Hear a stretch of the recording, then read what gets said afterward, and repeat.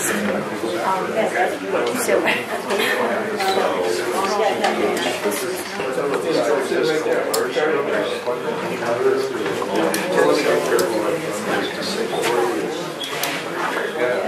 folks, hi, good afternoon.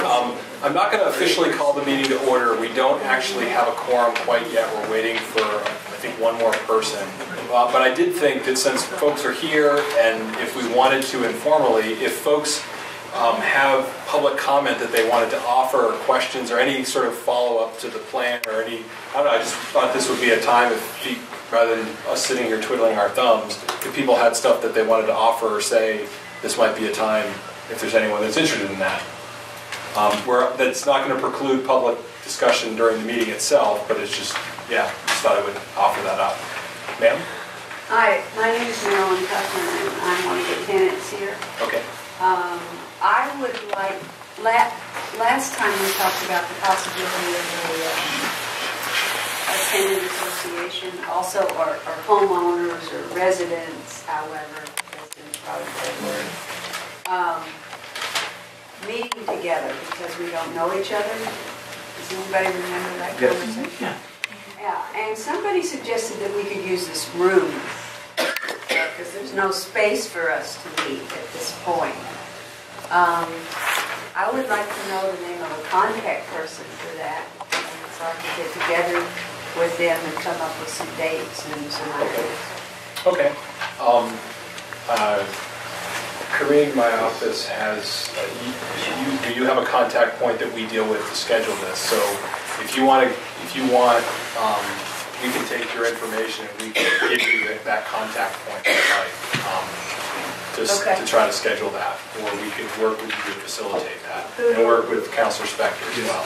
If you will also CC me on that, because a few people from here have been sending me more email addresses of other people. I don't even know who you people are. I love a list of the committee. Yep. And I'm not sure who you said for me to contact. We're in the back of the room, Kareem Philippides from my staff. I'll leave you with him. Okay. I didn't care. She might. Yeah, I have it. Okay, thank you. I don't get up.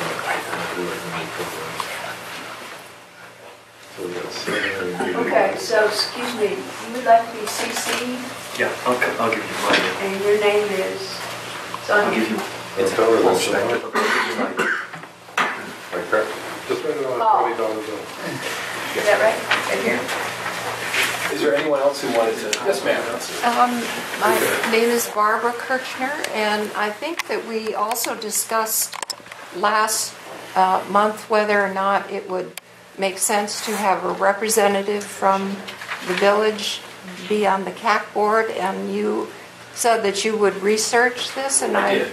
Oh, and I have wonderful. information about it, Okay. and it's on the agenda to talk about. I want to kind of wait until we open the meeting to talk, but I do have information about it, and I do think it will allow us to be able to make that happen. Okay. I was actually, she wanted to speak. Oh, Right here. Oh, I just, it'd be really nice to have you introduce yourself. we were definitely going to do that when I opened the meeting. We can do it now. If it saves time, I just do it again. We'll just, the other person who comes in will have to introduce themselves. So why don't you go ahead and just introduce yourself? That way we can hear us. Yeah, I'm Paul Spector on the Ward 2 City Council. I'm Rod Platt, representing the Alliance on Mental Illness on this committee and resident of Florence. I'm Franny Johnson on the planning board. I'm Joe Blumenthal. I live on Chapel Street. I'm a neighborhood representative. I'm Bruce Vogel here ostensibly on behalf of the Chamber of Commerce. I'm David Narkowitz. I'm the mayor of the city of Northampton. I'm Martha Ecclesburg, and I'm here as a representative of the Housing Partnership. And I'm Chris Savick with the Department of Mental Health. So actually, turnabout is fair play. Why don't we go around the room and everyone introduce themselves, just so we have so that we all know who we all are. So do you want to start? Sure.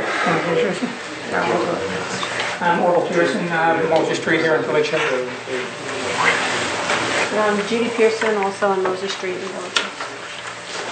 I'm sorry, I have trouble hearing. Maybe through this cold. Eastview. I'm in the Eastview condos. Okay. Barbara Kirchner from Florence. Jeannie Thurber from East Hampton, the mom of someone who's hoping to move into Village Hill, is on the waiting list. I'm Benjamin Spencer. I live on Rust Avenue. Carolyn Nash, Office of Planning and Development. I'm Riddell. I live on Aldridge Street in Northampton. I'm Sarah McDonald. I'm a Smith student. Kathy Lewis. I live at Hilltop Apartments. I'm Janet Grant. I live in one of the townhouses on Oleander. Martha Ayers. I live on Oleander. Arlene Vazquez and I live on Oleander. Frank Emery, Rust Avenue. Rachel Crowley with the Community Builders Project Manager. Marilyn Huffman, Village Hill. Barbara Blumenthal, I live on Chapel Street. Sorry, I was just, Harriet just walked in, so I'm sorry. Oh, we were cheering for you, folks. I'm Jen Brody from Mass Development. Jan Brody from Community Builders. I'm Jackie Judah. I live right over there, and I'm here on behalf of the Fountain Committee. I'm Libby McCarty, and I'm just interested in Northampton's. Maria Spaghetti, same. Corinne Philippides, I work for the mayor, and if anyone has not signed the sign-in sheet with their email, please do so. That's how you'll find out when the meetings are. So has anyone not signed? Great.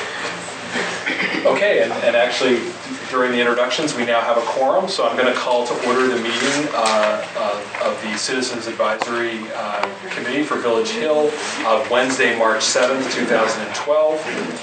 And the first item that we have on our agenda is the approval of past meeting minutes of February 8th, 2012, which you should have all received, and I wanted to entertain a motion to approve those. So moved. Okay. Second. Okay, is there any discussion of those minutes?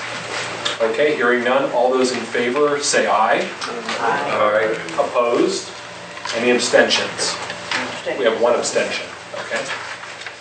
Okay, so we're going to now take back up the conceptual master plan, which we had an initial conversation of, and I wondered if it might be helpful, Beth, if you wanted to do another quick overview of it for us, including for those who may not have been here at the last meeting. Sure. And maybe just give a quick background on what the master plan is. Okay. Do you want me to start with the old one? You can if you like, or whatever. I can do this.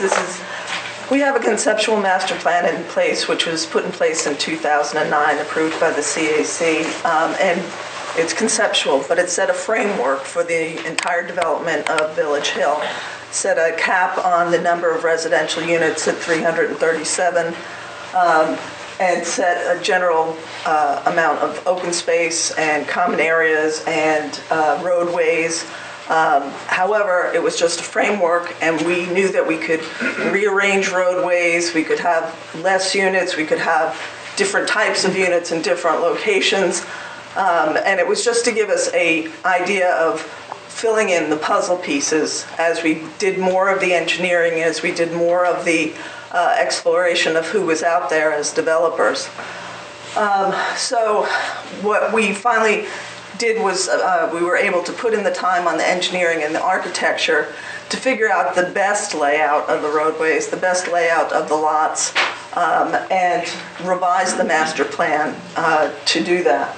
So what we did was we used to have 3 roads up here, and this 3rd road was kind of a funny loop in this area, and it was really kind of to accommodate the North employees' home. But when we took a hard look at the engineering of that, the roadway was so close to the building that it didn't make sense, as well as there was just a lot of superfluous paving for not so many units. So we realigned the roads, we got better sight lines, we got better distances, we got better layout of all the lots. We explored the co-housing option in greater depth, and we were able to move it from over here to here. This has great views, it has great potential for a co-housing development. So we were able to put that in there. We enlarged some of the area around existing trees that we're trying to preserve, give them a better shot at surviving. We took the Memorial Park, which was up here, and we moved it down here to a central location in the entire Village Hill development. This is actually the site where the original fountain was. And this seemed to us to be much more in keeping with the goals that the Memorial Subcommittee was trying to achieve, to have a contemplative site, centrally located, that fit in with the history of the site and really did a good job of memorializing what had been here prior to the Village Hill development. We did some more work on the Beech Tree Park design. We looked at the male attendance building and its relationship to the existing hillside apartments. We talked about the possibility of live-work, both in the male attendance building and possibly in some newer units here across from the hillside apartments. And so overall, we put a lot of thought into maximizing the developability of this, making sure that we had the engineering right, that we had the topo right, and that it really laid out as a walkable, livable community in the spirit of the original concept master plan. And just to clarify, the configuration you have now is still meets all those original limits on the number of units? Yeah, this configuration actually shows less units, but you'll note that we're showing single families up here. But if there's townhomes shown here, if these prove immensely popular, there could be more townhomes up here. Similarly, these cottages that are going to be coming online in the spring, if those, again, people love that kind of thing, more of those could be shown in different locations on the plan. So what are we at in terms of units? Just what you show there versus what the... What we show here is about 251. Okay. Are there other questions that people have? Could you talk a little bit about why you feel you can't preserve the North Employees Home? I forget what it's called. The one that was at very northern end. Yeah, I had handed out at the last meeting. I didn't bring it with me, but I think it's in your minutes. There's really 8 reasons at least why it can't be developed. But one of the things we did is when we always have to do this in phases, and so there's some of the issues and problems that we push off. So we really didn't look at the engineering of the road that would go by the North Employees Home. And when we looked at it, we saw that the road just really cut too close to the building. We also looked at the feasibility of financing the redevelopment of the North Employees Home. And we said it was about $3 million, and that money would have to be heavily subsidized. I think it came out to $375,000 a unit for 8 units that were planned there. The Community Builders has done a great job getting low-income housing tax credits. They've gotten them awarded here and here. It's highly unlikely that they or anyone else could get another round of tax credits to make it financially feasible to do that North Employees Home. So there were just a number of reasons why it didn't work out to keep that.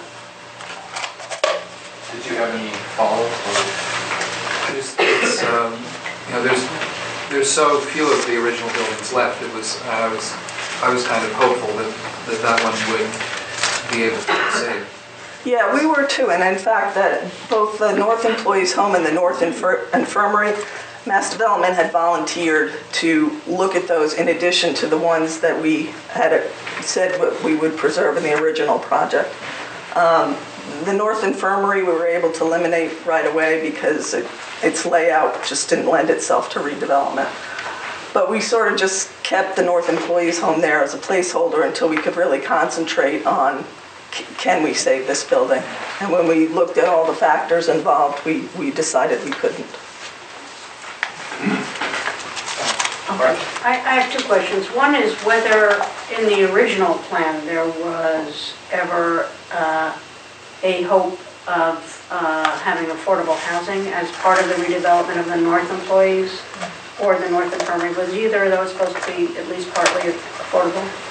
We looked at that for artist live work, and that was intended to be affordable artist live work.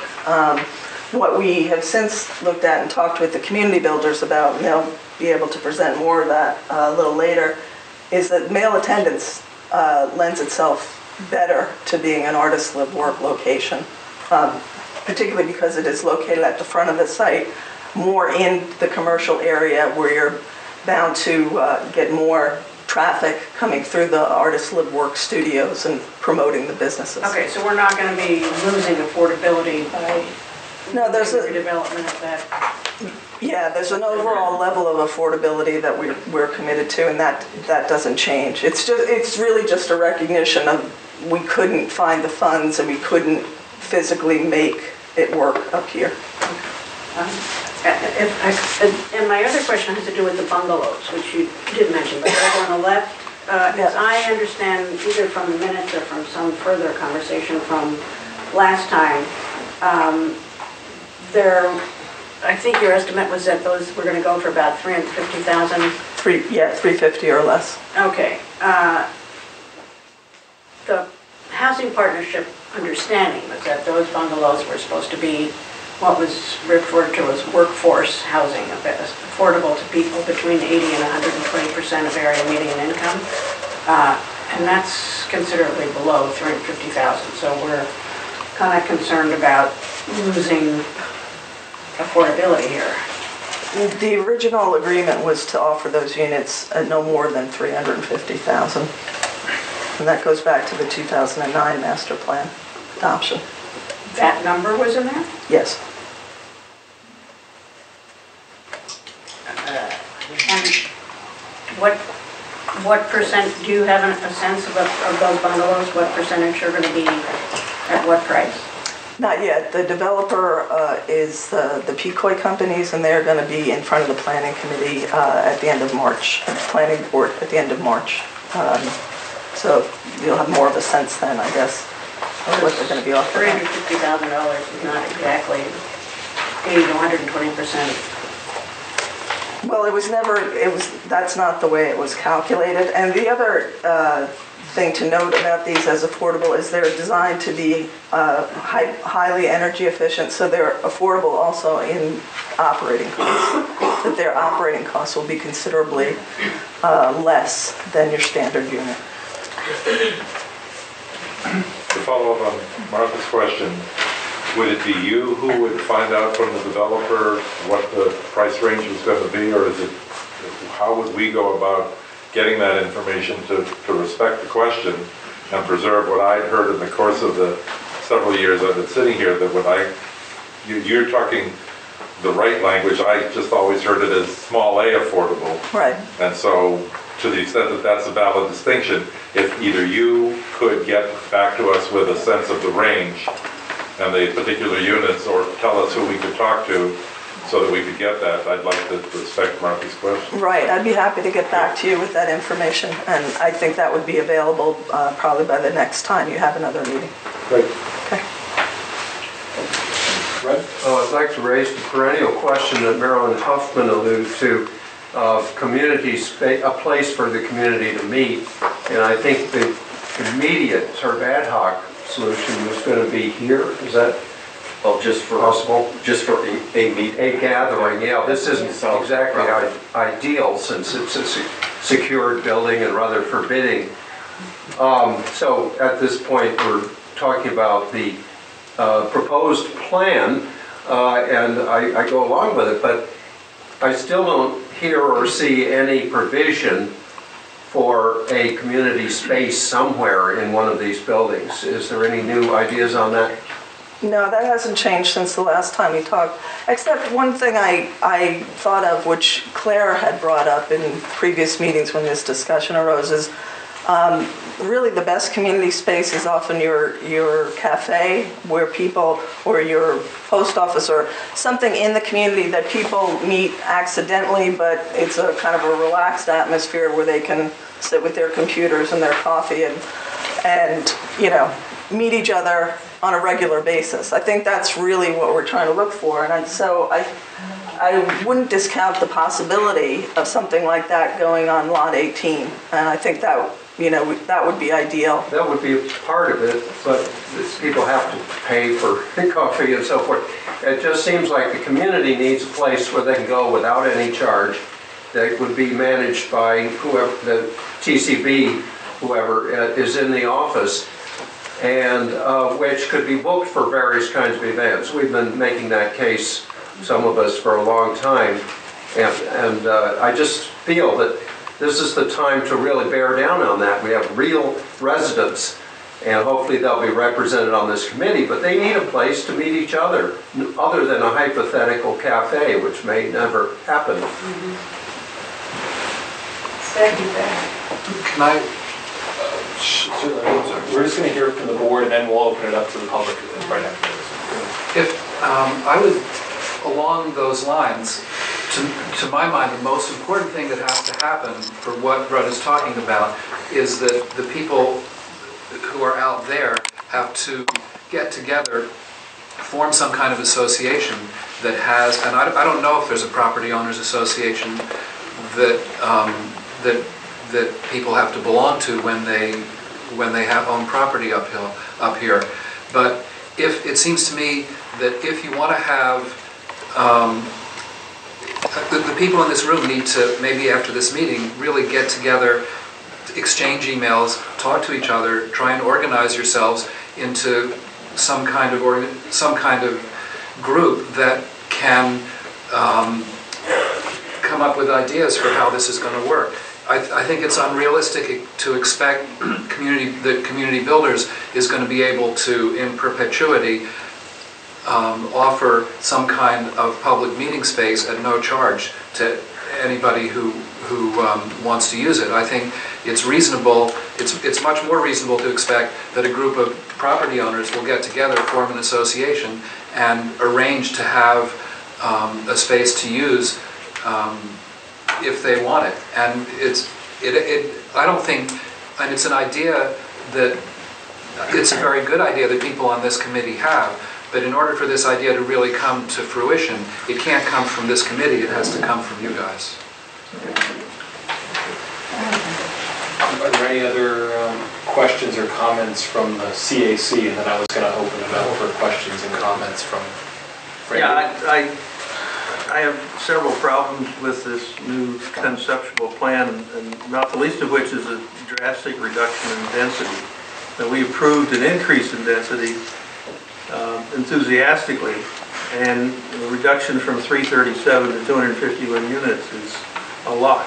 There is no reduction in density in the sense that the master plan, which we've been working off, showed 289 units. 337 was a cap. This shows 251, but as I said before, if these get very popular and they end up over here, there'll be an additional 20 units. I mean, if townhomes are very popular and they end up in here, you could get back up to the 300 level quickly. It all really is market driven, and so there is no reduction in density. I understand that, but the conceptual plan shows single-family homes replacing townhouses, replacing apartments, and the lots up there are actually bigger than the lots on Olander Drive for the houses. Right, and the reason that, because then you could do a quick switch out of two of these for one of these. That was just an easy way to calculate that we were staying within the density cap, but you could easily switch out and have bungalows take the place of the larger single families. The other thing I spoke about last meeting is we put this Ford Crossing townhouse and apartment area out for RFI, and the developer of this may be wildly popular. So you may get townhomes up here.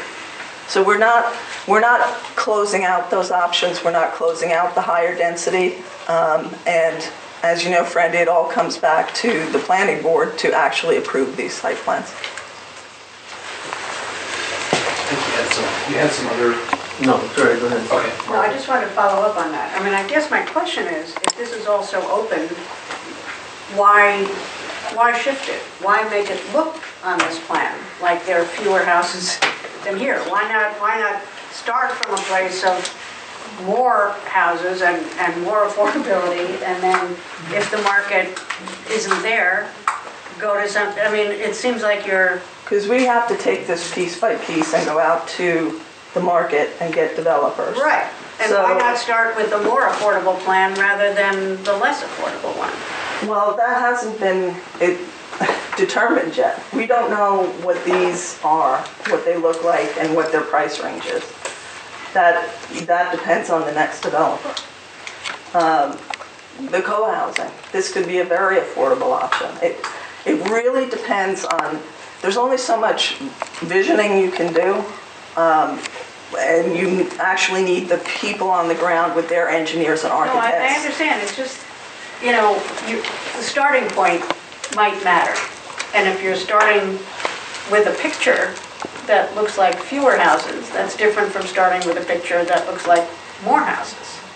And I think that's in part what Frank is asking. It's sort of like, why? Yeah, we want you to vision more density in it, rather than vision. It might change. Anything could change, but why sort of pull back from the original plan to start with? The thing is, Beth, you know, the whole town is changing its zoning in this area for higher density. So it seems odd that this planned community would be developing an area that's substantially out of sync with the zoning which is being recommended for the rest of the town in this area. In other words, it sort of looks like a special little preserve for big houses and big lots that isn't really in keeping with the idea of sustainability and infill and building upward. It is in keeping with that, because these Wright Builders homes, they're about 7,000 or 8,000 a lot. So we've just shown these at 10 as a convenient thing, so that when you split them in half, they're 5,000 square foot lots. If you were to go to this, these are 4,000 square foot lots by and large. This was very tight. So this was just to engineer it so that we had the flexibility to go in the direction that the market wanted to go. We've not given up on density in any sense of it at all. It's just having the ability to, you know, go to these different housing types, whichever proves to be most popular. On the density question, aren't there more apartments now shown in this conceptual master plan than there were before Wayne came to us with his plan to increase the density of the development, and fewer single-family houses than there were in your original plan?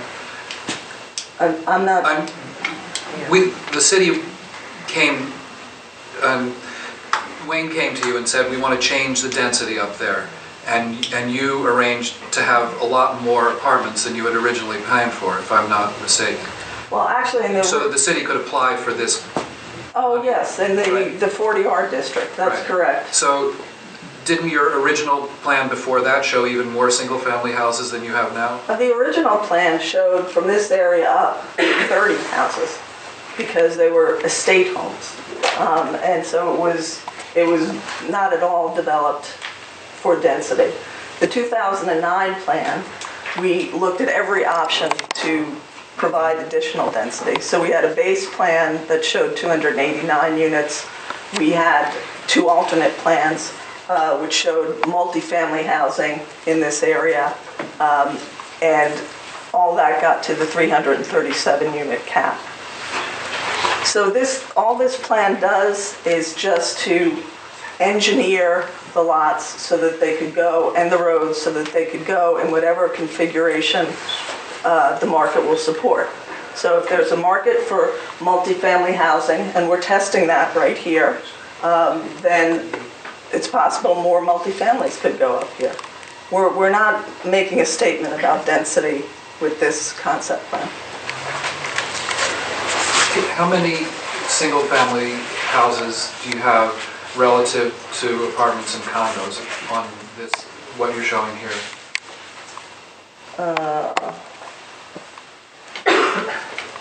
There's 48 single families on the North Campus. Wait a minute.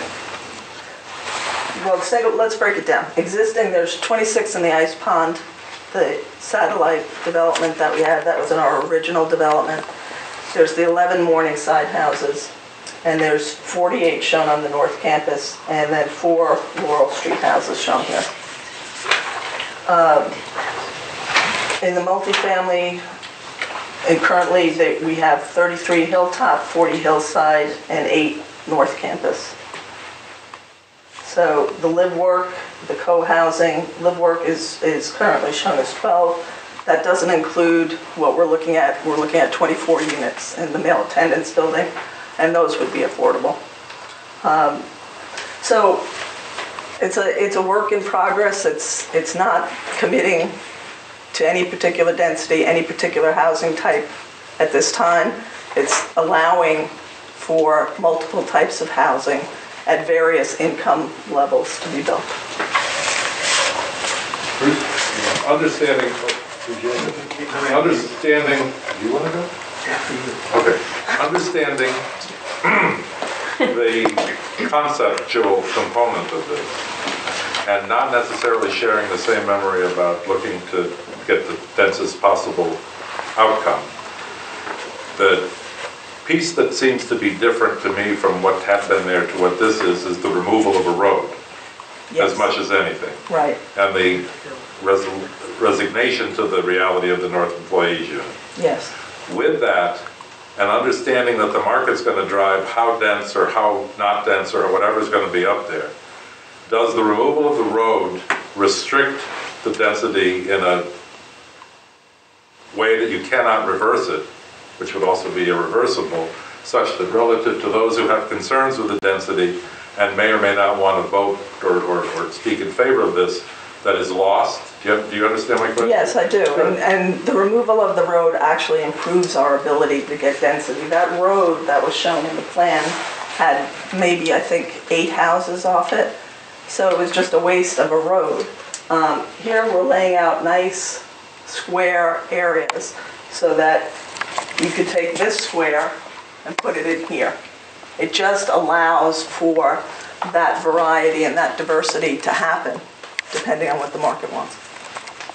The subject of the road is sort of inconclusive because the CAC does not vote on the location of the road, the planning board does. So we wouldn't necessarily have any, as a CAC, we wouldn't have any effect on what roads are built up there. Right, that's true. So it's an irrelevant part of the conceptual plan in a way. Right, but I think Bruce's question was, does removing that road have an... No, I understand that. Okay. You get the final blessing on where the road is. Yeah. This is, what is, you don't have to come to us for this vote, is that correct? That's correct.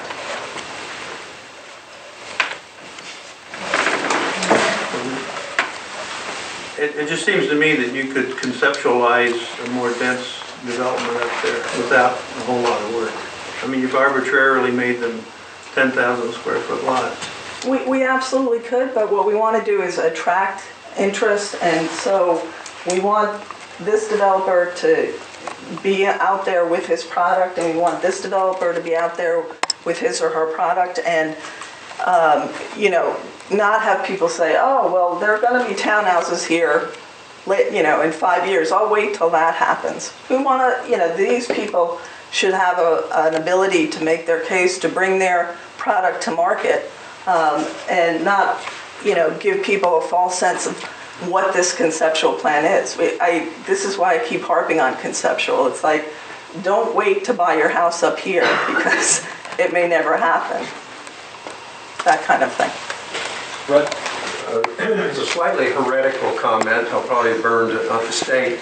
But really, have you ever thought about going high, like 6, 8 stories, and having the benefit of the views that are now lost by having Col Morgan smack in the middle of the line of sight towards the mountains? 4 stories is the zoning limit. And we'd be more than pleased if a developer came forward and said they wanted to build a 4-story apartment building. And that, nothing in this says that the developer won't come forth. I think the more we develop. And zoning height limits can always be changed officially if need be, to go a little higher than that. In keeping with scale with what's there, I think 4 stories is probably sufficient. And I think there's probably developers out there who could make that a workable project. But that's, again, we have to address those folks. I'm just thinking if you would need an elevator for a 4-story building, I assume. And so once you have to install an elevator, you might as well go a couple more floors at least. But that's a hypothetical discussion, I realize. Any other questions or comments from the board from this? No? Are there questions or comments from the, yes, sir? So this northern end of the property you're talking about, market driven, if a whole lot of people were to show up in the next year or so and want to buy $800,000 and $1 million homes, would it go that way? It's market driven by developers, and so we put out requests for proposals and we evaluate what we get back in terms of are they meeting the master plan goals? Are they a high quality developer? Are they meeting our energy efficiency standards? So it's not market driven in the sense that to the highest bidder we sell. It's not that way at all. So if a developer wanted to build really expensive houses up there and they showed up with the right kind of plan, that'd be okay, they go ahead? No, that's a theoretical I can't answer. I'm telling you the way we evaluate developers, and it's not just based on price. Because all the money that developers pay us for the land gets plowed right back into the project. This is not a money-making project. We're here as master developers for the benefit of Village Hill. Yes, ma'am. I'm just wondering about the co-housing community. I hadn't seen that on anything originally. It may have been there, I don't know. But so I guess my question is, was it always part of the plan? And if not, what made that change? And have you done some market research to know that Northampton could support yet another co-housing community? Because I know there's at least already 2 in town. Right. It was a part of the plan since 2009. We had some co-housing right here. And when we looked at it more closely, we found out that this is not the best location for it, that there's a lot of value added to moving it over here. There's great views out to the agricultural land. There's an opportunity to do a community building right up on the road, which then maybe they would have the ability to share with the rest of the community.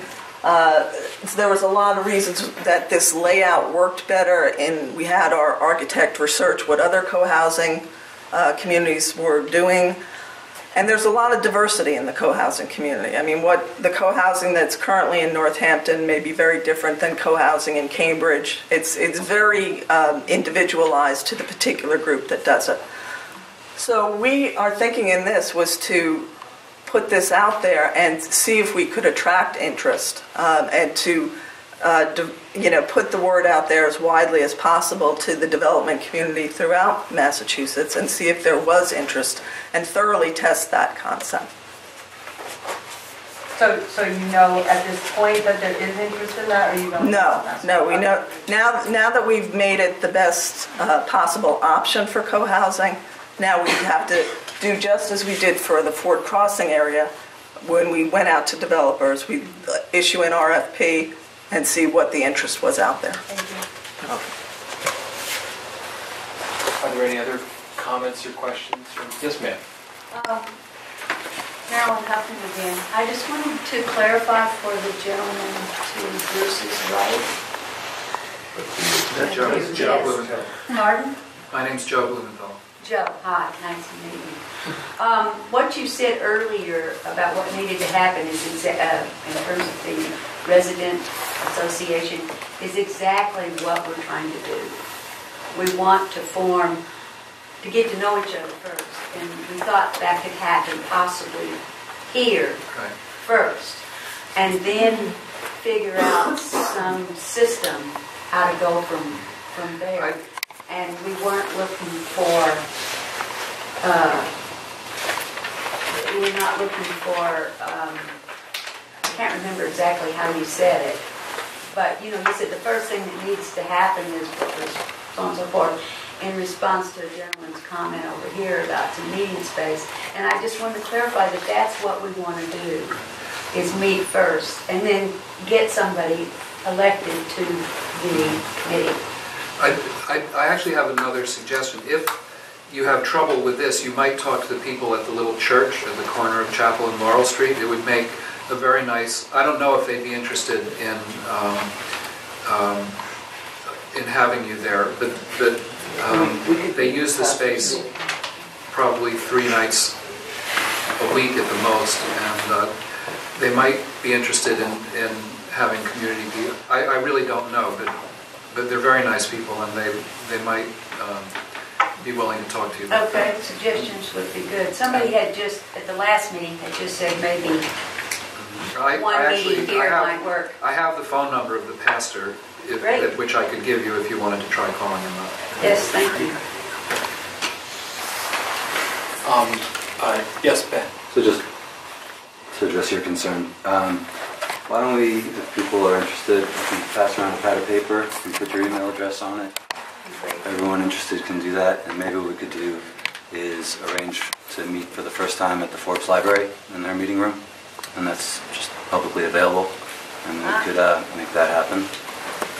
So pass this around and try to meet. How many people do you anticipate you'd have at a meeting? How many people do you anticipate you'd have at a meeting? I don't have any idea at this point. I'm relatively new, and I'm just getting to know some people now. But I'm hoping that we can get, as things get moving, it might be a smaller group in the beginning, but then as the word gets out, it'll grow, hopefully. So you're looking at space, you're thinking of space, or you're just curious? I'd love to see 20 people. So I have 2 hands in the back. So, yes, ma'am. Yeah, I kind of like to respond to the idea that a cafe is a good place for people to meet. I think a cafe is a great place for people to meet. But if you want to have a party, if you want to, if you want to have a meeting, a cafe is a terrible place for it. It is. I don't think it's one or the other. I think that both needs to happen. And if there isn't something in the conceptual plan about a meeting space, a community space, it's not going to happen. And I think that depending on co-housing for the community space, the co-housing community space would be for that group of people, and the size would be for that group of people. It looks like Village Hill is going to get big, and it seems to me that if a community space isn't on the conceptual plan, forget about it. It's just not going to happen. Yeah. So I had just one more hand in the back. Mary Cook, I don't live in the development, I live nearby right then. And I just wanted to say a couple of things about this. One is, where is this open space we were supposed to have? It seems like the conceptual plan, if it's realized, is encroaching on what I thought was going to be a lot more open space off to the east. No, actually that open space is all there, and we've actually added more open space as of 2009 conceptual. It looks as though there were houses, on the one that I saw on our computer, it looks as though there were like houses there in 2019. And also that there's this beech tree area, and it looked as though the trees were getting kind of squished. No, that's why it's important that we have done the engineering, because we've measured distances and we calculated how much space the tree roots need. So we know that this is realistic, this is doable. And then it just seems to me that there's far less open space in this plan than I had been led to believe there was going to be back in the early days of this plan. No, there's actually more open space. Up there in the back of where 4 North is, there were no houses up there before. In the 2009 plan, why don't I show you? There were houses up there. I noticed just, it hasn't been built out yet. I'm just saying. This is the plan. You can see this is where the co-housing was, and it kind of, we didn't think it out enough, so there was parking here. These houses existed. So there's always been. So this is all conceptual, so it can change. And is it possible that those houses at the top could be not there? There could be just more space there? It just seems as though people don't have enough place to walk. There's a tremendous amount of open space in Village Hill. There's, we're creating pocket parks at every location. Pocket park is about the size of a tree, really. I mean, well, these are some pretty big trees, so. we know them. This Beech Tree Park is right in the center. It's 1.2 acres. Memorial Park right here, Beech Tree Walk. I know, I walk around there all the time. I'm just saying, there used to be something here that should be memorialized, and it should be memorialized as a larger park. Northampton doesn't have enough parks that are big, and this should be a bigger park, and it should be on top of Hospital Hill. Excuse me, Village Hill. Just the way it should be, and furthermore, there should be more of a memorial to all of that, and it's really fallen by the wayside as far as I can see. This actually increases the size of the Memorial Park and makes it central in the whole Village Hill. So, did you have a question or a comment? I have a comment on that. I think if you're looking, if you're looking at open space, you have to look at the larger picture, and I think the figure was that 75% of the old hospital land is open space. There's an enormous, all the community gardens, the playing fields, the dog walking area, that's all open space, and that's all part of this project. It's all extremely accessible and very close here. The open space, of course, the flip side is density, and density we're looking to concentrate here for various reasons. That makes sense to me. I just think there ought to be some big space in the middle of this project that memorializes what was there before. And is a park for people to go to, for people who live in this development to go to. The pocket park is not a park. It's a pocket park. The problem with that, I think we're hearing two different things. One is concern that we're not increasing density in this particular area. Yeah. And now we're hearing your concern that we want to have more space.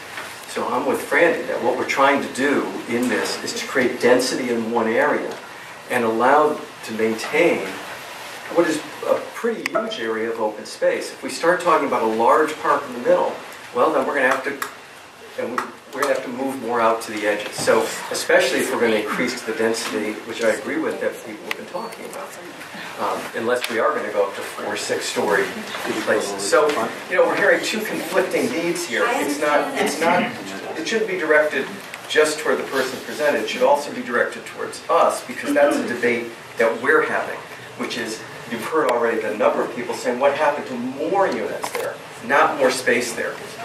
And you're saying we want more space there. I'm saying more units would be fine, and it could be arranged in such a way that there would also be a larger park within because some people do remember that there was something there before, even though the name has been changed.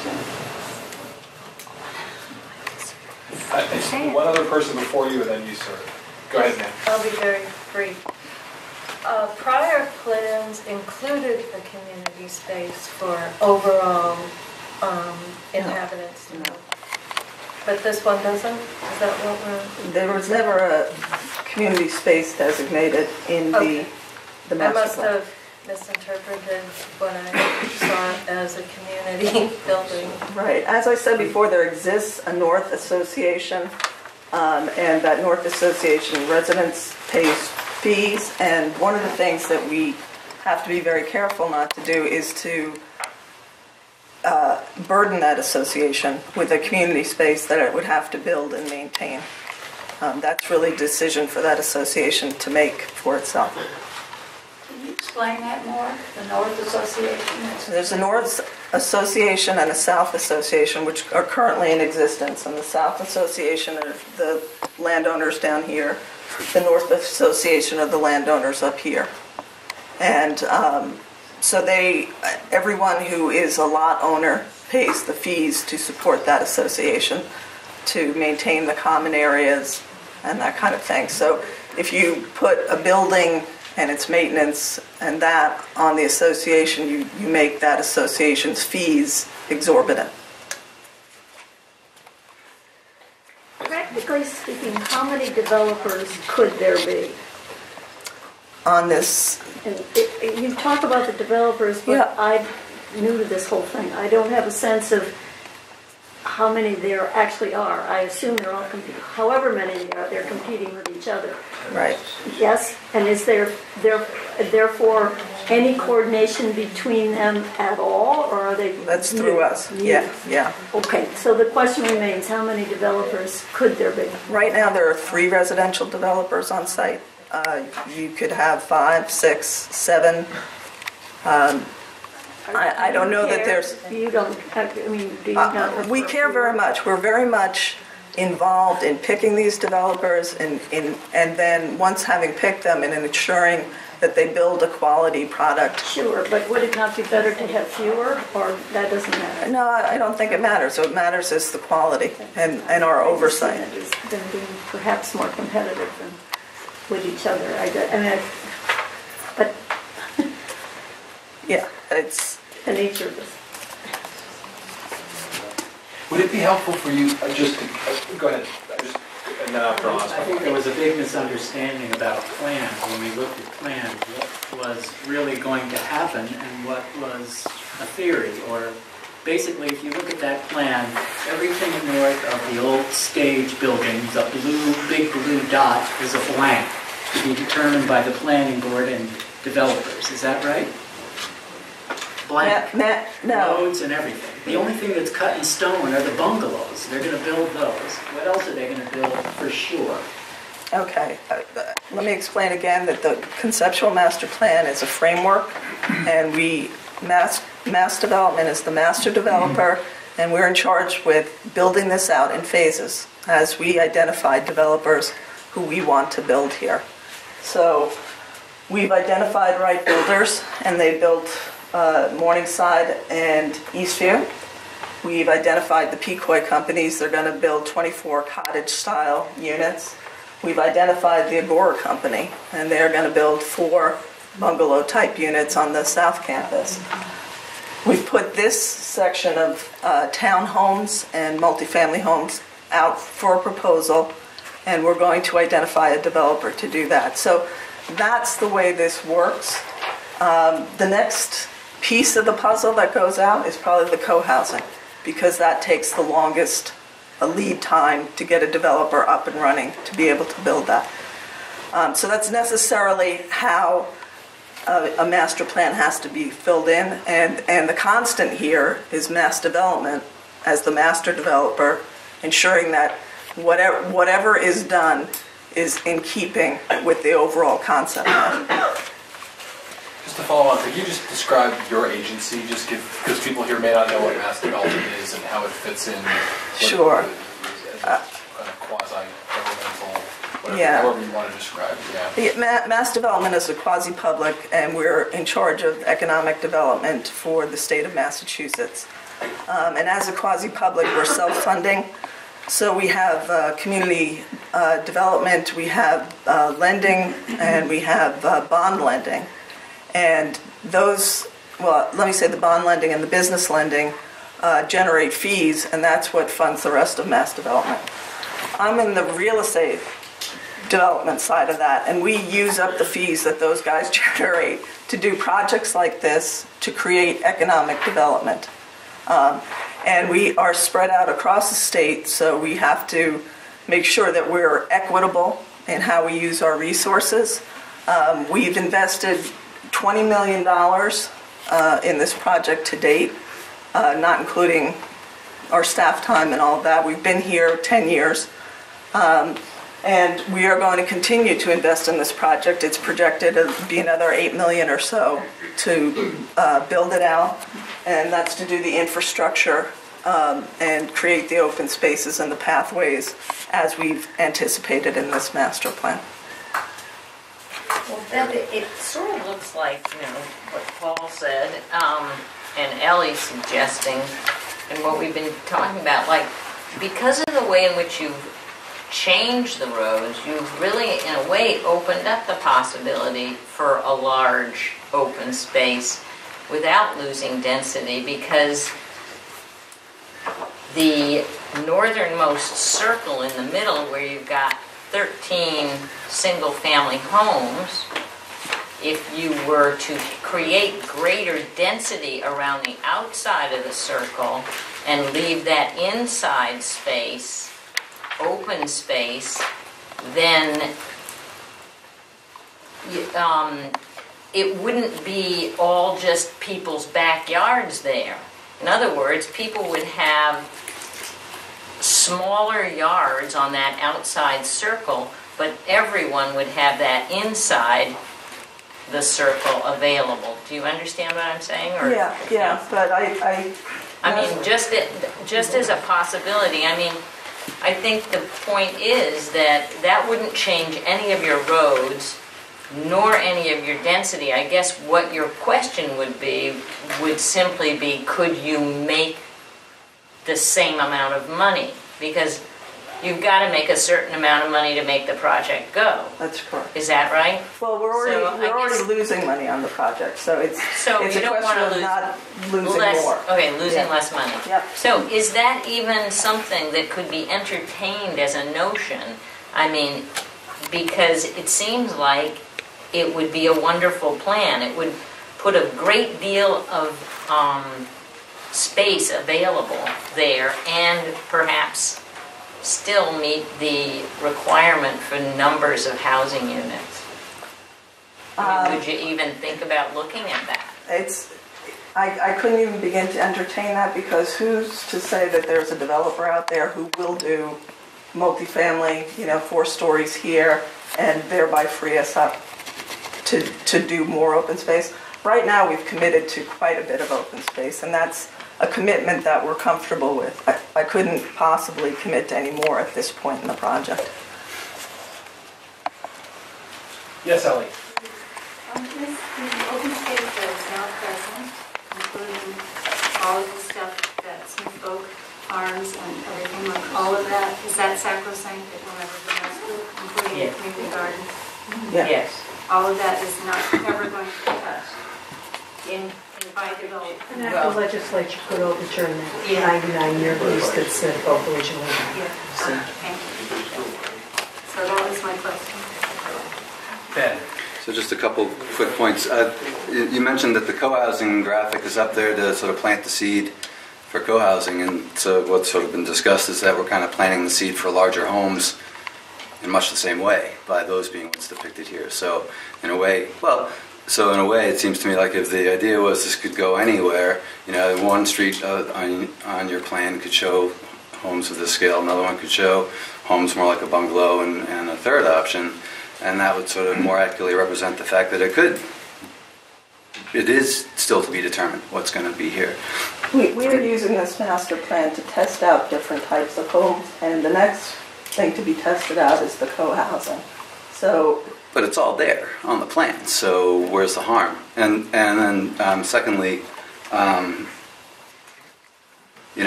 be curious to know if there are developers out there who are looking at this plan right now and saying, oh yes, this is something I'd like to do, because here it is, and I don't know if that's the case. But my third point is we've talked a lot about residences, and I think the key component of this whole project is what's supposed to balance out and provide tax businesses, and you've mentioned that it's been a challenge to attract businesses, and that you've been trying, but it'd be good to know like what's being done, what else could be done, and like what we're trying for, because I think that's what's going to make or break this project is if there's a street that people are drawn to. It doesn't have to compete with downtown, it doesn't have to compete with the center of Florence, but I don't see any reason why there couldn't be a bird store, you know, or something similar, a place for the community to go get some groceries, a coffee shop, you know, and this isn't, I don't understand why this just hasn't already happened. This is years that we've been at We've this. been actively marketing it. We've had brokers on board, and we are entertaining anybody who wants to come here. We'd be happy to have them. But how, I mean, how does it, I don't mean to be, I'm just curious, like, how is it possible that in a region and a city that's as sort of renowned as we are, there's no interest at all in building here? I don't get it. Well, we don't want to compete with the downtown. There's plenty of good office space and retail space downtown. The downtown is a proven entity. Village Hill is developing.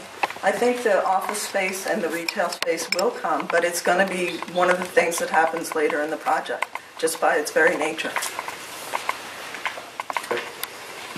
I can assure you that pretty much every conversation or meeting that I have with you, we talk about the commercial side and when that's going to catch up with the residential side. Right. We've looked at it now, and we do have, you know, we have people that are opening new businesses downtown. We have really good occupancy downtown. There are people, you know, Crafts Avenue just underwent a whole kind of renaissance. There's now a new coffee shop, new provision store. There's all this stuff happening, and that just is what's happening. You know, we talked about office space. We just did a new office park has broken ground right off of 91. And that's what the market dictated that someone wanted. So again, I think we just have to keep marketing it. We have to hope for the market conditions and attracting people that want to come here and develop. Right, and as you fill in the residential pieces, you get more people coming back and forth, passing these commercial locations, and that makes it more attractive. Brad, I just have a question. If you could clarify, I've never understood the ownership of the North Campus and how it's being divided. Does mass development, will it end up with any land left once the project is done? Are you divesting it all to individual home buyers and to community builders? How will it end up? Right, we sell it out in phases to developers as we identify them and pre-qualify them and work with them. So that's the way we hope to finish up the entire project. And we'd like to do that. We've been here 10 years. If we could do that in the next 5 years, I think everybody would be pretty pleased about that. So the rental units will remain with community builders indefinitely. They are the unless they sell developer. to somebody else. They are the developer, that's correct. Mm-hmm. Okay, thank you. Sorry. Whether you agree, having been involved in this development since the early 90s and been on this committee ever since, whether you agree or disagree with whatever vision, with whatever concept, whatever conceptualization comes forward, we were very lucky to have mass development available to do this, because if it had been in the hands of a private developer, we wouldn't be this far along. So to get the opportunity to voice your concerns, to voice your interest, is a welcome piece. We do have an agenda item where public comment is welcome, and I certainly welcome it. But before we start throwing rocks, we should be very appreciative of how we got here. And to say that with a renowned town, and why isn't it being developed? If you haven't been following the economy since 2008, there's a lot of crap going on out there, and for somebody to take a chance until it's been developed isn't going to happen. And so the market is modified by, the vision is going to be modified by the market. And since we don't have any real purpose to approve this or not approve this, I think trying to market it is what all these different concepts are all about. And they've been nothing but good listeners as far as I can see in the 15 plus years that I've been sitting here.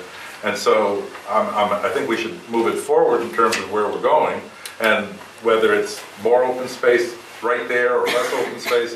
Again, what we want to do is get as much use in the best possible way to make it as quality a development, which, again, having somebody who's willing to manage to lose less money is an opportunity that we really need to act upon. And so the one question I had, which for the gentleman who started this public comment period, is a $1 million home a good thing or a bad thing? I don't know. I just want to know what's happening. Okay. Which is what I do. So in terms of this agenda item, with all due respect to the entire board, if we could either move it forward or if all the questions are save it for the public comment period. Well, the question would be the way that we structured this was we were, I think, hoping to come out of this with a vote of the CAC, as we've done with past iterations of the master plan, endorsing this latest en route to the planning board, where the final piece. Knowing that this is a conception, we're endorsing a conceptual plan, and that the actual, it will still require going before the planning board and all the site plan review and all the design review and the other pieces, the road construction, all that stuff. I'd like to make a motion that we endorse the conceptual plan as in its current version. I'll second it. Okay, motion made and seconded. Did you have a comment? I have a question for the chair. When this comes before the multiple, starting with the planning board, I believe you said it in a few weeks, the public will have a chance to weigh in again, right? When it becomes very specific, will they have a chance to weigh in at various times beyond just this board? Yeah, and again, what comes forward is just, so like in the case of the bungalow, you were just before the planning board. No, this is going to come forth to the planning board, this piece of it. Yeah. We were just before the planning board for approving this roadway, Ford Crossing. So this is going to come forward, this is going to come forward in 2 weeks. So I just want to make sure people understand that even if we decide, if the vote were to, we approve this or send it with a recommendation, that folks are welcome to come to the planning board to voice their concerns about it and let the planning board hear that directly. Is that correct? That's correct. And to go through their city councilor to make sure that he's on it. Do you have a comment? Well, just real quick, I'm sorry. And I've been coming to meetings for a long time as well, and my experience, for instance, when the South Campus changed to allow Cole Morgan to move there, yes, there was more opportunity for public comment before the planning board. The planning board made very clear that they were not, it wasn't their purview to second guess the CAC. The decisions that get made here in this room are the decisions that move this project forward. The planning board's interested in the nuts and bolts, but that seemed to me anyways. I'm speaking to the nuts and bolts. Okay. But if you go over there and you say, I don't think this road should be here, you're welcome to say that. That's right. Very That's right. specifically on the actual plan and the nuts and bolts. That's right. This is just a massive. Okay, and the only other thing I'd like to say, and is that no one's here throwing rocks. I'm here. I've been at these meetings. I have to leave work early. I have to get childcare for my kids. I have to make arrangements. I'm not here because this is how I want to spend my time. Okay, I'm here because I care about my neighborhood. So I'm not throwing rocks. I'm trying to be a part of this, and that's all I'd like to say. Yes, Mark. Yeah, I'm still confused about what this conceptual plan is and what it means if we vote to go forward with it, this drawing. Because I still think, even though you're saying nothing's written in stone, this drawing is on a piece of paper. And a number of us have raised questions about affordability issues and density issues that are still not, we have no answers to. So I'm not sure exactly how to vote on it. So the question about affordability? Yeah. Okay, and you were asking about the affordability, the price ranges for the bungalows, which those are already shown on the existing master plan that's already approved. That's right, but we don't know, but they're changing them. It seems like well, I don't know. This has not changed from the 2009 plan. This is exactly the same. I'll show you the plan. No, okay. So that's this is the existing plan that's already in effect. Okay, and those bungalows are not changed, but what's happening in the north area is definitely changed. Yes. And No, it's definitely different. It hasn't changed in the sense that what we're trying to do, like what that's development and what we're trying to oversee is that how can we best market it? And if the prior iteration wasn't selling for the last 3 years, can we come up with something that might entice more people to step up, put their money down, and go forward with some aspect of the development? So what we approve, what they come forward could change tomorrow, could change in a year. The market's theoretically finding some traction, so we're not blessing that specific picture. What we're blessing is the efforts, I think, that they're making to market, and that's the way I look at it. Each of us may have a different view, and I may have expressed something imperfectly to Ben, and I'll talk to him afterwards, but I think this is just all part of what we're trying to do, which is to keep this project moving forward in the most efficient way. But if we're not blessing this particular picture, why are we being shown this picture? Yeah. What are we voting? I don't understand what we're voting. I just don't understand what we're voting. My answer is that we're looking to accept this as their most recent marketing manual. Beth, so why do you draw the picture this way instead of like bungalows around the outside? I mean, is it because you think that it will be more attractive to developers, or are you trying to bend it in that direction? I mean, there must be some reason for why a picture's drawn the way it's drawn, and I think that's part of the curiosity here. We're just trying to market it a piece at a time. So this is the next piece that we're marketing. If we find a great developer with a great product that everybody wants, you could easily see this flip up here. All we're saying is, this is what we know the least about. We know that this road engineering layout works best for any type of development. I think that's true.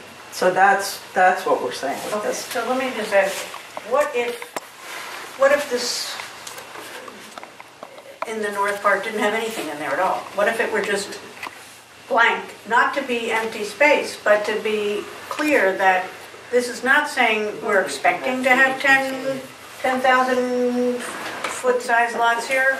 This is open for whatever anybody wants to put in it. And I think that goes back to what Bruce was saying. If we left it blank, that would not be helpful in marketing what's below there. People want to have some sense of the possibilities up here. Okay, but then you're saying that those possibilities, then how we draw those possibilities conceivably matters. Can I ask you have a question? Well, I'm just wondering, on the other, instead of having nothing there, would it be possible to have 2 or 3 different visions, that developers can look at, so that everybody can look at different ways that they could possibly conceptualize the master plan? We had 2 or 3 different master plans the last time. We ended up just using one of them. There's got to be a public face to the project that's easily understood. And this is our best approximation of that. That's what she's saying. She's saying you couldn't have like 3 or 4 different things inside those roads. I think that would not advance our marketing effort at all. Okay, so we do have a staffer from the planning board, Carolyn Mish. Did you want to add something to this conversation? Well, yeah, I mean, I just wanted to potentially put it in context. It's probably the only thing you all as a committee would need to vote on in terms of a master plan change is whether or not that building's going to be preserved. Because, it's shown on the other master plan that building's going to be preserved, so everything sort of is built around that. So potentially you could say you have you understand that building can't be part of the mix on the North Campus, and then not address any of the other layouts if you don't want to. Or you could say, sure, we'll accept this master plan knowing that part of it is that building's going away, because roads aren't really part of the purview for you all to analyze sort of the layout of those roads, so it doesn't really matter because they're going to shift. They could shift any other way, and it would still be, as long as there's essentially housing. That's what was conceived, except for the North Employees Home, which was supposed to be live-work originally, or going back to the last master plan. So I don't know if that helps, but I think that's probably only the key issue that was really up for a vote. But you could also wrap in the new marketing concept as part of your. So, yes, ma'am. Okay, so first of all, I appreciate all the time you guys have spent educating yourselves, and thank you for following up, no matter how many times you have to press your point, because you're representing us and we appreciate it, and thank you for your clarification, because I think that coming from a community back on the West Coast where we used to get into lots of arguments, there is a plan that's supposed to appeal to developers, and if you put that in the paper, they'd come and say, how come you voted for less density up there? Because there's a plan that's going to appeal to developers and one that the community is going to say, did you just vote to approve that? I thought there was going to be more density. So I think by the fact that you haven't delineated for a resident of Northampton that that's a potential area to be developed and this isn't in stone, that's what causes the community some concern. And so you've got two different groups of people that plan actually isn't for the community, it's for the developers to look at, and that's fine, it's just that's what causes the confusion. But why don't you, it seems to me, why are you encouraging one set of developers more than another? You know what I mean? By having the larger single-family homes, aren't you like bending what is likely to happen? I mean, if you had, is it because you've analyzed the market out there and you just think it's so much more likely that you can keep this thing rolling along if you get the single-family houses up there? I mean, I don't understand what drives you, so it's very hard, and the whole process, so it's hard for me to balance out what I think should be there versus what is realistic. Right. So what we're trying to do here is just to engineer this less known area in such a way that you could put bungalows up there, you could put townhomes, you could create more density in this area. You could put multifamily. If that's where the market is, that could happen there. But we have to market this sequentially. From the road we've built, this is the next piece of road that we're building. So that opens up this area for marketing. As we market it further, we'll get a sense of what's out there. So it is a marketing tool, it is a framework tool, and it's going to be constantly updated and responsive to what's happening in the market. And we recognize too, and I have to say this, we have a commitment to affordability, and we are going to meet it. The Community Builders is our partner in that. And just a little bit later, we'll talk about the development of the male attendance building and some ideas that they have for creating affordable live-work in that building. That piece of the master plan is still part of the master plan. The trouble is you can't show every option. It just becomes confusing. So this gentleman. So one of the reasons that I really enjoy living here right now is that we just got all kinds of people all mixed together. Mm-hmm. And I think that's lovely. But like what this drawing suggests is that we've got all kinds of people all mixed together in the middle, but up there we're going to have the rich folks area. No, because well, that's what the drawing suggests. I understand it's conceptual, and I understand that you're not saying you're gone, but that's what the drawing suggests. Right, but mass development has a commitment to create a diversity of housing types at all income levels. Up there too? Up throughout the whole master plan. Cool. So why not show that? What's bothering me is your insistence on leaving the 10,000 square foot lots up there. Because if this were built out as it is shown, it would not be acceptable.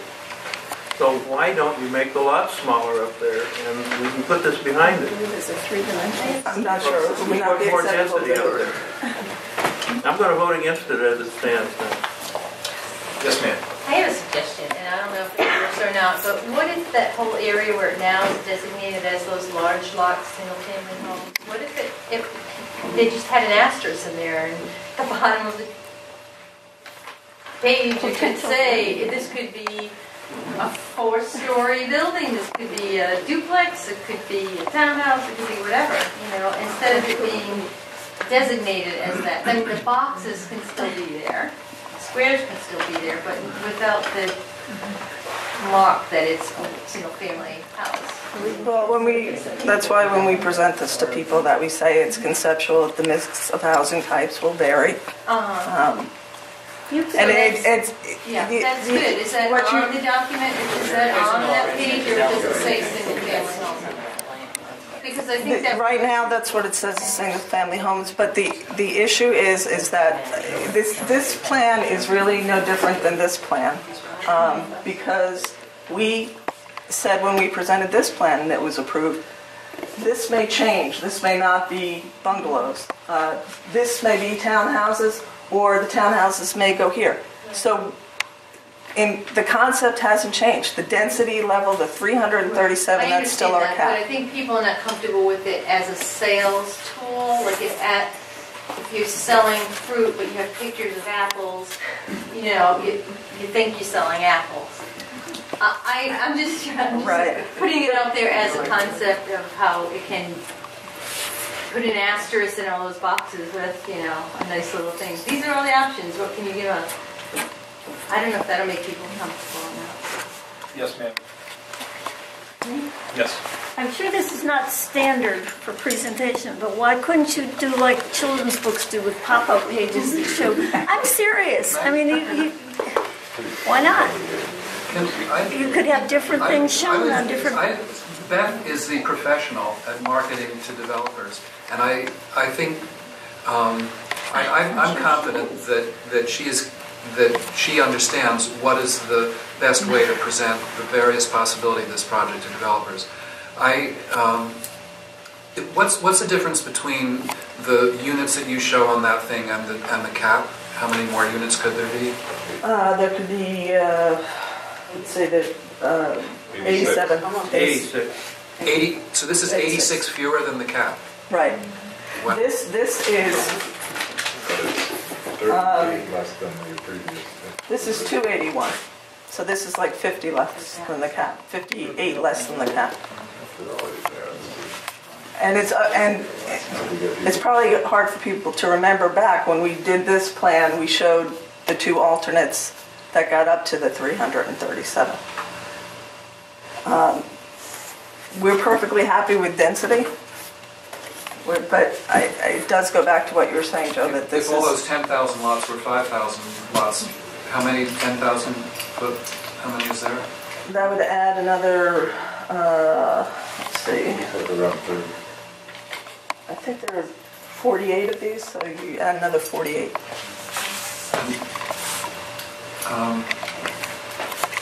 I'd sort of like to call a question. I don't know if we can do that because it's. Yeah. Well, there's been a motion made and seconded, and we're discussing it. And if folks are finished discussing, then we can primarily focus on. I would like to say something before this, Okay. because I actually think most of the time when we've made suggestions to the planning board, and it's not necessary, but they've also been very close to consensus because we've talked over what we really want as a group. And it seems to me that what we want as a group isn't really quite being met here. And that no matter what goes forward, since it's not a binding vote anyway, the only thing that will really go forward is that we think there should probably be more density there. So I think we should either discuss it a little more or come up with what we really think we'd like this. I mean, it's a picture. That's all it is a picture. So shouldn't it represent what we think is the best possible thing? It's not even binding. Why shouldn't we have the picture look like what we want it to look like? Because we obviously can't agree on exactly what we all want the picture to be because we have 42 different visions. And I'm prepared to acknowledge the call of the question primarily based on Carolyn's clarity, that basically our approval of this is to acknowledge the fact that the North Employees building cannot be developed in a cost-efficient way as part of the process for moving this project forward and allowing as much marketing to happen by the professionals that we're lucky to have. So, Mr. Chair, the question's been called. What is the question then? The motion. Well, are we approving this plan, or are we approving just the... My motion expresses confidence in mass development that this plan represents a good next step in the development, and it certainly, because it accepts it as presented, it certainly doesn't lock them into building 36 10,000 square foot lots. Did you have a question? Well, part of the discussion, which is since we're not reaching consensus on the whole plan, And given what Carolyn said, that really the vote that we need to talk about is a specific building. I just want to make sure that if we do not pass the plan to prove that, we can then come back and take a vote on the specific thing that is needed by this committee, which is not about the picture, but it's about something very specific. Let me just clarify again that the removal of the building, we're allowed to do that as of right, because it was something that we volunteered in the section. I misunderstood what Carolyn. Yeah, the section 61 finding said, yes, they have volunteered. It's not required. The roads we can adjust. That's always been part of the plan. The number of units, the type of units we can adjust, that's been part of the plan as approved in 2009. I think simply what the vote would be about was that you were supportive of some of these changes in this plan. That's it. You're not committing yourself to saying, we like less density. In fact, you're not saying anything about density at all. The 337 unit cap remains in effect. It's simply a vote of support to allow us to go forward and use this plan as the public face of the project.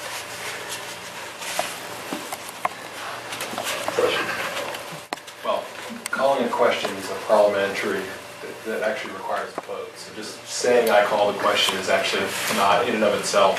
So can we want to do that? We could have a vote to call the question. I would like to have a vote to call the question. Well, I think if we reach consensus that people are ready to vote, we can vote. I'm just saying that that's all. So do we have any other discussion that people want to have? Or? So it sounds like we're ready then. So the motion is to approve this iteration of the master plan as a change from the previous 2009 version of it. So all those in favor say aye. And I guess for my help, if you could raise your hand just so I could count. All those in favor say aye. So 1, 2, 3, 4, 5. Okay. All those opposed, raise your hand. Okay. So we have 1, 2, 3 opposed. Okay, and then any abstention? And then 1 abstention. Okay. So 5, 3, 1, so the motion does carry. So thank you very much. And so presumably, whenever you reach your next stage where you begin to then start to develop that upper portion, then another iteration comes forward at that point. We're always coming back. Okay, yeah. Okay, so update on the Fountain Memorial Committee. So I'm going to talk about that. Okay. I'm going to be very brief. The committee at the moment is very small. The committee at the moment is very small. My wife, Barbara, myself, Jackie, and Tom Riddell and his student, whose name Sarah. Sarah. Sarah, sorry. I'm at the age where I forget people's names very easily. We had a meeting. I would say the most important thing to say is that the people involved in this like the change of location of the memorial. We think it's a much more appropriate location. We are making plans to go before the community preservation group to try and raise money to pay for the memorial. We are in touch with a foundry that's going to hopefully be able to restore the fountain. We are going to need to arrange for we think the city probably will eventually be the group that should own this little piece of real estate, and we will want to, hopefully the mass development will, and the city will engage in negotiations to transfer survey it and make the necessary transfer. We're looking for more people who are interested in this project that would like to get involved in it. We are, there's one, we are, maybe Beth, you could let us know, give us some idea of how soon you think the site might be ready to be to have something put there, because we need to make plans with this foundry about when they're going to restore the fountain. In storage. Storage of this. Right now it's in storage, and whether it would be necessary to put it in storage after it's restored. I think that once Ford Crossing is built, which that's the next roadway to be built, and we're projecting that will get started in the spring once that's completed, so probably in the fall. So the site would be ready in the fall? The site would be available. Did I forget something? No, 2012. This year. Yeah. And just so that people understand what you're talking about, Yeah, so we have the original fountain from the state hospital that's been preserved, or in storage, that will be brought back onto the site. I've raised just a point of order, a question. Yes, sir. My wife and I have to get to our respective church board meetings at 7, and we're in one car. And if I leave, that deprives you of a quorum. Yeah, I need to leave also. Okay. I too have a meeting, so, but I've said what I needed to say so far. I have dinner. Okay. So, I guess then, so do we need a vote? Do we need any, do you think, we had sort of we had a fountain. No, it's just an update. An update, so you'll be reforming. And if somebody's interested in being involved, please get in touch. Okay. Or acknowledging all the important places we need to get. Are you more comfortable with the move of the fountain location? As I said, yes, that's. I'm sorry. Okay, thank you. It also allows us to now move forward. I mean, we've been on hold for over a year because we knew that the place that was originally chosen wasn't going to be ready for a couple more years. So now we can, to hear that it might be this year is just astounding. That's a great thing. We're really happy to hear that. Great. So the only other thing that I would just maybe ask for a vote on, and that is just the quick, number 4 is the update on CAC membership. And I said I would research what the issue of neighborhood membership and whether we could add neighborhood membership.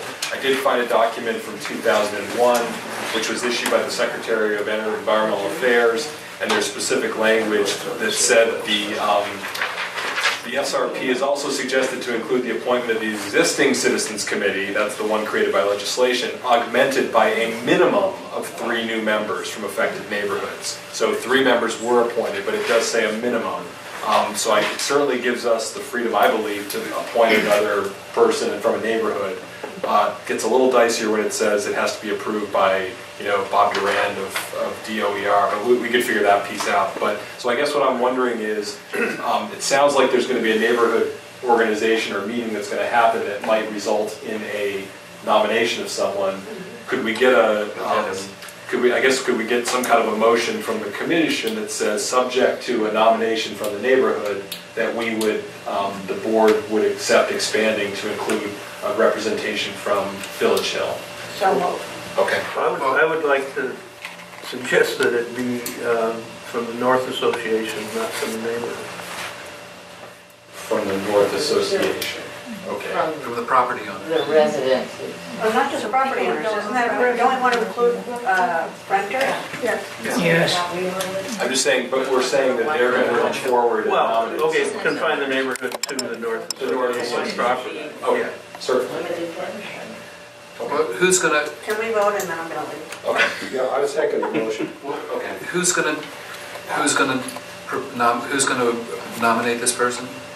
Well, I think what would happen is, what my hope would be that there'd be someone put forth by the neighborhood after they have a chance to get themselves organized, and then that would be a person that we would Then you would nominate the person that came forward. And somebody official has to be in charge. I have to work out the mechanics of this, because if you read this, it literally had to be approved by Bob Durand, who is the secretary of the Executive Office of Environmental Affairs. But I don't know that that's still in force. I have to verify that piece of it, but that's but so I'll figure out the mechanics of it. But I guess I just want conceptually that we want to expand ourselves in accordance with what this language said we were allowed to do. I'm not committing to what the process, I can figure out what the process is. I just wanted to let the neighborhood know, we've researched it, it's possible, and we're amenable to it if we can figure out the process. And are we talking about a landowner that might be an absent developer, or are we talking about residents? No, residents. We don't know yet because we don't know what the process is. You guys are gonna have to figure that out. Yeah. What we're saying is, we'd like Bring- to accept, bring bring somebody us forward. somebody, and you can be a master. More than Can one. we- Can I call the question? One or We more can than vote one. on it. We can vote on it. All in favor? Well, I'm not sure what I'm voting on, because what I'm hearing is, as long as we have the authority to do this, once that's done, then I would certainly welcome somebody who represents the residents of the northern portion of the property, without necessarily having to be a landowner or a TCB or anything, right, is that's what what I'm we're- trying to make sure we're saying. Yeah, that's what- And if that's the motion, then let's go ahead. But The only reason I suggested the property owners is that's the only legal entity. So right no, now. but for what we're doing, Yeah. any resident up there should be, if they can come up with some consensus, then that would be Okay, great, but not fine. necessarily a landowner. No problem. So then a resident of the North Campus, that we would allow ourselves to expand. Could the motion be that we want to invite somebody who lives on the North Campus to be a member of this committee, subject to a process that we have to figure out? Exactly, yeah. Okay, so, vote in favor of yeah, so I accept your friendly amendment to the motion. All those in favor say aye. Aye. Opposed? Any abstention?